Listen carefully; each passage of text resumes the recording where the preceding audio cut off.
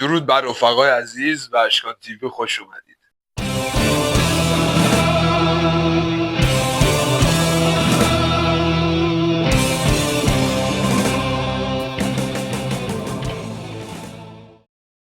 خب در خدمت شما هستیم با یک بخش دیگه از اشکان تیوی، برنامه به سوی آدمیت. در خدمت شما هستیم. توی قسمت قبل در رابطه با چگونگی پیدایش زمین و شرایط زیستی که فراهم شد برای به وجود آمدن موجودات تا به وجود آمدن میمون صحبت کردیم و میمون همیشه بحث ما هست و خواهد بود و امروز هم باهاش سر و کار داریم. ما در رابطه با میمون ها هم صحبت کردیم و اینکه بر اساس اون چیزی که توی جدول جامعه شناختی ما در موردش و این به اصطلاح متوضحاتی که دادیم در رابطه با اینکه انسان ها به چند قد قسمت تقسیم میشن، یه بخشش میمون ها بودن که امروز هم در جامعه ما حضور دارن و اینکه تکامل بشر به چه صورت بوده و چه چیزهای ارکان تمدنی بوده و ما در انتهای ویدیو رسیدیم به کشف آتش که از اونجا شروع خواهیم کرد تا به بخش‌های بعدی تمدنی انسان برسیم. پدسک انقلابی در تمدن انسان، کشف آتش تو دوران پارنه سنگی سفلا در زندگی انسان اتفاق میفته. اولین پیروزی انسان بر طبیعت کشف آتش بوده. تا قبل از اون انسان خارش داشت گاییده میشد تو طبیعت، هیچی نداشت. این بشر بدبخت یا تو درختا بوده، این میمون، یا اینکه دم به دقیقه کونش رو میگرفته فرار میکرده، گوشت خام میخورده، رودش بوده انقدر که بلندتر از این حرفاست، میرید انقدر. و بعد از اینکه آتیش رو کشف میکنه متوجه میشه آقا میتونه غذا رو بپزه و این باعث میشه که راحتتر بتونه هضم کنه و انش میشه انقدر. مثلا یکی از علتهای این که مغز انسان آروم آروم بزرگتر شد تغذیهش بوده. انسان زمانی که گوشت رو میپزه روی آتیش، این انرژی که بدن جون میکند تا هضم کنه اون گوشت خام رو که اصلا کالری کافی هم بهش نمیرسونین، همش میخوابید، راحت‌تر هضم شد تو بدنش و اون انرژی اضافه‌ای که بدن دیگه نیاز نبود جون بکنه برای هضم کردن میرفت به مغز و این باعث شد مغز انسان پیشرفت بیشتری داشته باشه، مغز انسان یه مقدار بزرگتر بشه. تا اینکه میگم بزرگتر میشه، 1000 تا نسل خارشون گاییده شد تا این مغز بزرگ بشه. اینجوری نیستش که امروز پدره مثلا گوشت و پخت تو ژن بعدیشون بچهش مثلا چه میدونم مخش بزرگ شد، نه، 1000 تا نسل گذشت تا به اینجا برسیم. البته ما موضوع هم داریم میگیم که یه بخش از جامعه هنوز مغزش هنوز انقدر بزرگ نشد. یعنی میگم میمون همچنان هست. ما در مورد میمون ها که صحبت میکنیم همچنان اشاره به جامعه فعلی هم داریم که میگم جامعه فعلی صرفا جامعه ایران نیست، کلا دارم میگم در سراسر جهان ما در رابطه با نژادها هم وارد بشیم این موضوعات رو داریم در سرتاسر دنیا. این چیزیه که باعث شد انسان با بزرگ شدن مغزش، با بیشتر رسیدن کالری به این کله، کم کم به این بتونه فکر کنه که چیزی بسازه یا اصلا فکر کنه. توانایی فکر کردن در انسان به وجود میاد کم کم و دیگه کمتر طبیعت خارش رو میگاهید. این چیزیه که در انسان، در زندگی انسان یک محبت به شمار میاد. پس زمانی که ما از بزرگ شدن مغز، از هوش، از توانایی فکر کردن صحبت میکنیم، از یک امر طبیعی بشری صحبت میکنیم که نمایشی از تمدن هست.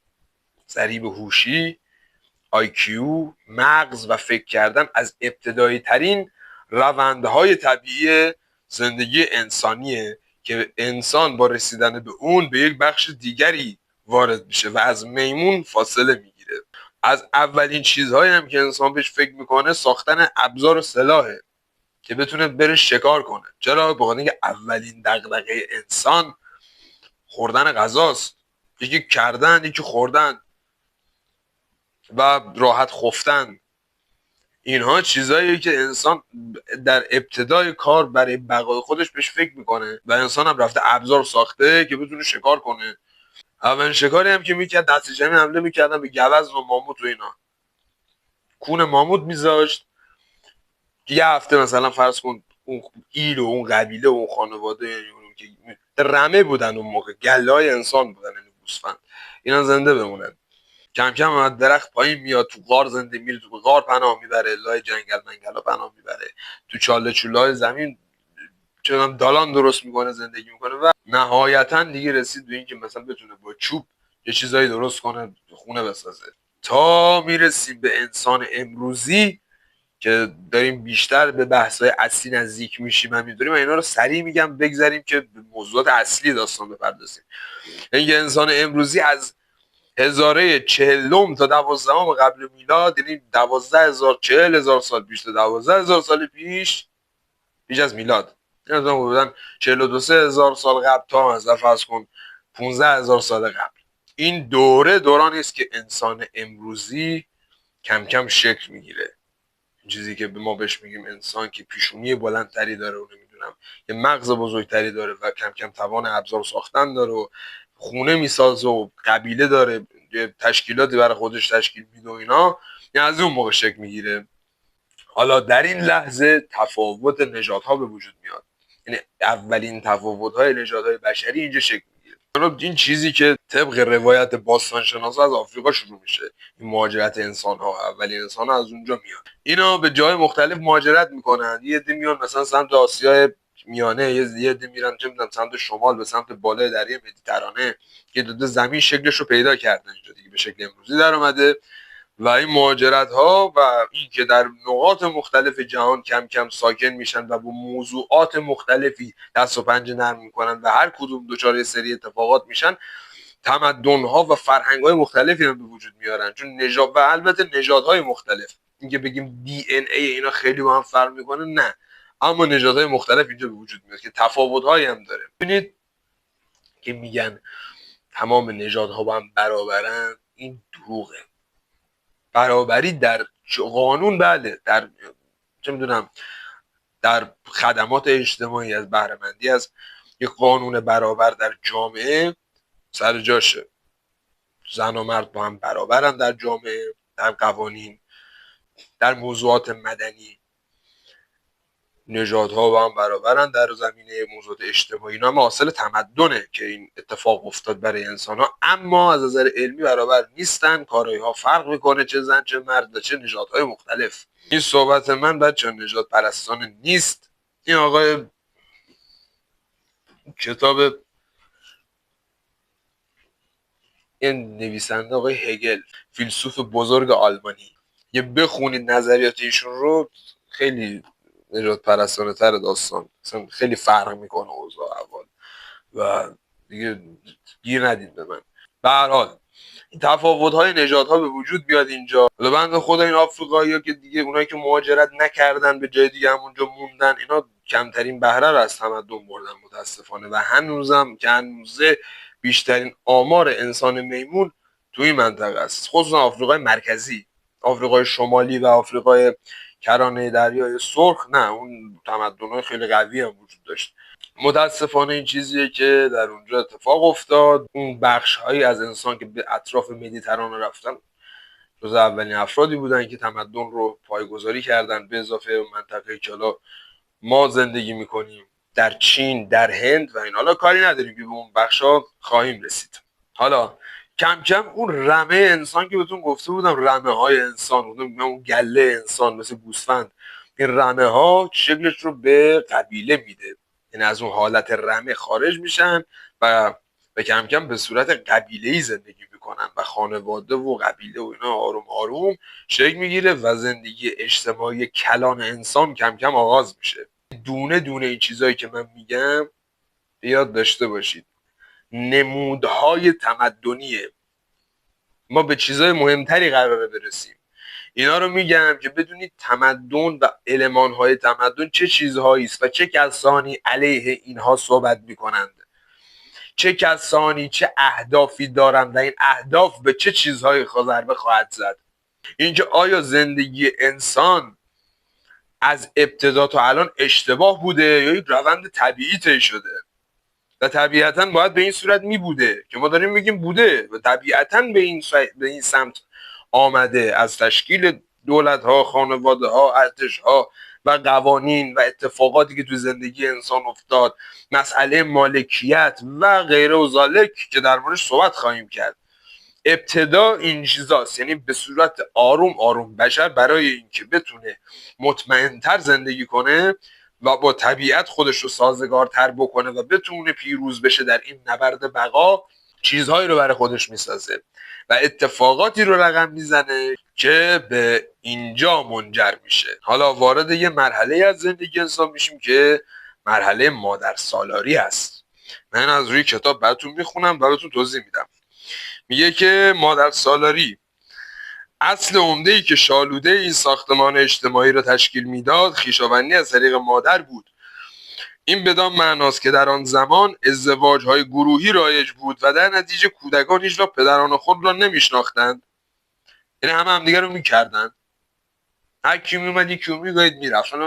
این که مثلا خیلی پدر خودش رو نمیشناسن همچنان در بعضی از قبایل آفریقایی و بعضی از جاها در آمریکای جنوبی همچنان وجود داره. یعنی این فقر تمدنه، این قدیمی بودن این تمدنی در ابتدای تمدن هم نیست، بلکه فقط مادر خود را میشناختند. بدین ترتیب خویشاوندی آنان از نوع مادر تباری بود. جامعه مادر سالاری یا مادر تباری چندین هزار سال مادر قبلی چندین هزار سال بعد خود ادامه داد. این جامعه تقریبا با دوره‌های میان سنگی و نوسنگی سفلا مقارن است. در این دوره بود که انسان سلاح‌های زمخت سنگی خود را به سلاح‌هایی برتر نظیر تیر و کمان تبدیل کرد و به رام کردن حیوانات دست تیر کمان این موقع ساخته میشه. دوره مادر سالاری. نخستین حیوانی که انسان رام کرد سگ بود. در این دوره مردم طرز ساختن ظروف گلین را آموختند و این نشان میدهد که انسان‌ها از این پس از برکت آشنایی با آتش منظما غذای خود را میپختند. در دوره نوسنگی اولیا روش‌های جدید سوراخ کردن، این موقع سوراخ می‌زدن، صاف کردن، صیقل دادن سنگ ابداع شد. برای نخستین بار در همین دوره شکل‌های ابتدایی کشاورزی و دامپروری به ظهور رسید. این بخش جالب بود در رابطه با دوران مادر سالاری است، مادر تباری است و اون زمان همه تبار خودشون رو از مادر می‌گرفتن، چون چیزی به نام مثل حیوانات دیگه. شما مثلا نگاه کنید طولای حیونا، میمون هم همینا شاملش میشه. اینها به دنبال مادرشون راه میفتن، چون اینا پدر رو نمیشناسن و یک مادری بوده، حالا گروهی می اومدن با این مادره و این بچه ها می اومدن تبارشون هم خب از مادر حیوانات دیگه. حالا تو این دوره به دلیل اینکه تیر و کمان ساخته شد، نیزه های بالاخره ظریفتری ساخته شد و سبکتر، شکار آسانتر شد، ماهیگیری آسانتر شد، به دست آوردن غذا آسانتر شد و دست جمعی شد. این نوع به دست آوردن غذا و شکار خودش تو افزایش هوش انسان تاثیر داشته. نکته چیه؟ کار و تلاش برای بقا و به دست آوردن اندوخته، حالا میتونه ثروت باشه، در اون زمان غذا بوده، به افزایش هوش بشر کمک میکنه و کرده. ابتدای جرقه افزایش هوش و ضریب هوشی انسان زمانی بوده که این فکر میکرد چجوری بتونه این ماموت رو بزنه زمین و این ابزار ظریفتر و سبکتر و کاراتری که ساخت هوشش رو برد بالا، نه یه گوشه نشستن. این شکارهای گروهی باعث افزایش تعاملات انسان ها شد، باعث تعاملات اجتماعی انسان شد، باعث افزایش تعاملات اجتماعی انسان شد که بعدن کم کم مسئله سخن گفتن به میان اومد. تونستن با یه سری ادا با هم دیگه ارتباط برقرار کنن. قبلش مثلا میکردن هم دیگر با خبر میکردن، مثلا بعدش کم کم این زبانه جاری میشه، کم کم یه سری الفاظ استفاده از زبان قوی تر میشه و کم کم سخنگویی راه میفته. پس نکنید اجتماعات جمع شدن دور همدیگه، ضریب هوشی، سخن گفتن آروم آروم از این دوره آغاز میشه. یه سری افراد، حالا بعدن زبانهای ملی ساخته میشه اینا، یه سری افراد هنوزم که هنوزه زبان عادی مملکتشون نمیتونن صحبت کنن، اینا میمونن. در باب کار یکی از دانشمندان حرف قشنگ میزد. او کار انسان را ساخته و تکامل بخشیده. در سایه کار دست، عقل و سخنگویی انسانهای نخستین تکامل پیدا کرد و انسان با کار کردن ابزار کار را بهتر کرده و گروه پایداری به نام جماعت خانوادگی تشکیل داد. ارزش کار از ابتدای انسان تا امروز، ببین چقدر موضوع اصیلیه در تمدن بشری. حالا در اون زمان گروه های خویشاوندی و گروه های خانوادی و خویشاوندی و قبیله‌ای که با هم بودن، همه صاحب ابزارالات مشترک بودن، یعنی همه چی عمومی بود. یعنی خانوم ها مثلا سرنیزه درست میکردن و پوست حیوانات رو میکندن و لباس میدوختن و مردها شکار میرفتن و با خطر مقابله میکردن. اینا هر چی به دست می آوردن، هر کاری که میکردن، اینا بالا هم دیگه بود.